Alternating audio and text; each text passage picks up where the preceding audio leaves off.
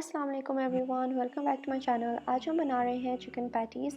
ये बेकरी जैसी बनती हैं और मैं तो कहूँगी बेकरी से भी अच्छी हैं, क्योंकि आपको पता है इसके अंदर क्या जा रहा है। And homemade is always more hygienic. Recipe में जाने से पहले अगर आपको मेरी वीडियोस अच्छी लग रही हैं तो please subscribe to my channel, like my videos and share it with your friends. मैंने एक पैन में पानी डाला है, उसमें मैं हाफ़ टी स्पून नमक डाल रही हूँ और 1.5 चिकन ब्रेस्ट। जब ये बॉयल हो जाए और चिकन पक जाए तो मैं 1/4 कप चिकन स्टॉक रिज़र्व कर रही हूँ अपनी फिलिंग में डालने के लिए।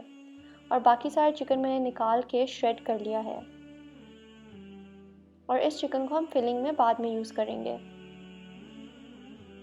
अब फिलिंग के लिए मैंने एक पैन गरम किया है, उसमें मैं 4 टेबलस्पून बटर डाल रही हूँ, 1 मीडियम साइज़ अनियन और 2 ग्रीन चिलीज़। अगर आपको ज़्यादा स्पाइसी खाना है तो आप ग्रीन चिलीज़ और ऐड कर लें।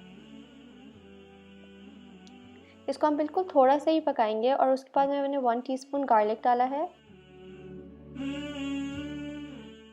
2 teaspoon crush black pepper powder और 2 टेबलस्पून फ्लावर को हम अच्छी तरह 1 मिनट मिनिमम के लिए पकाएंगे। और उसके बाद मैंने इसमें आधा कप दूध डाला है और 1/4 कप चिकन स्टॉक जो हमने पहले निकाला था।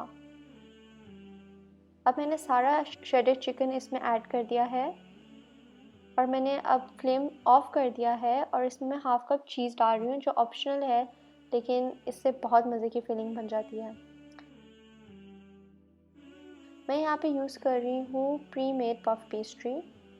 इसमें मैं 1 हीप टेबलस्पून मिक्सचर डाल रही हूँ और इसको बंद कर रही हूँ। कोशिश करें कि आप जो फिलिंग हो वो ओवरफिल ना करें इन पेस्ट्रीज़ को, वरना ये खुल जाती हैं।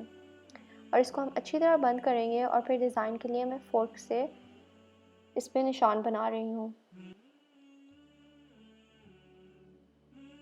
कि मैं बाकी सबको भी अच्छी तरह बंद करने लगी हूँ।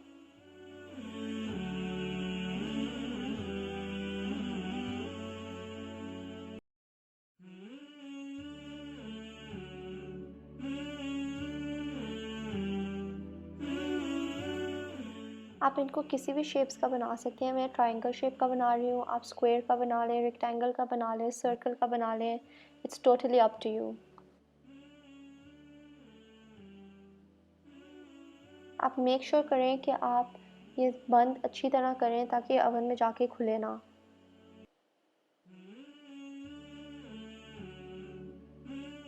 अब मैंने इनको एक बेकिंग ट्रे में रख दिया है और मैं इसमें स्लिट्स लगाऊंगी। स्लिट्स लगाना बहुत ज़रूरी है ताकि आपकी फिलिंग बाहर ना आए। अब मैंने एक एग वॉश बनाया है। एग वॉश बनाने के लिए मैंने 1 एग योक और 1 टेबलस्पून वाटर लिया है। आप पूरा एग भी यूज़ कर सकते हैं, लेकिन जो आप खाली एग योक यूज़ करते हैं तो कलर ज़्यादा अच्छा आता है। और ये एग वॉश मैं पेस्ट्रीज़ के ऊपर लगा दूँगी। और मुझे अपनी पेस्ट्रीज़ के ऊपर कलौंजी और सेसमी सीड्स बहुत अच्छे लगते हैं। इसको बेक करने के लिए मैं पहले 130 डिग्रीज़ पे रखती हूँ 20 मिनट्स के लिए और फिर 180 डिग्रीज़ 10 मिनट्स के लिए। लेकिन हर ओवन डिफरेंट होता है, तो आप प्लीज़ चेक करें। इस रेसिपी को आप ज़रूर ट्राई करें and please let me know how you find it. Until next video, Allah Hafiz.